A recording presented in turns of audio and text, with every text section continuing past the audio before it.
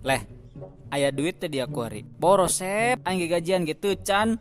Lain aing ieu keur butuh urgen dia mah. Coba nginjem heula aing. Demi angklek sep eueuh saperak-perak ge. Aing sapopoe ge uyuhan masih kacumponan dia mah. Buku keur paila ieu. Alah, dia makan nama baturan kitu-kitu teuing, teu hargaan amat, nginjem duit ge eueuh teu diinjeman. Atupan dia mah maksa nginjem duitna polongo. Ih, polongo jasa.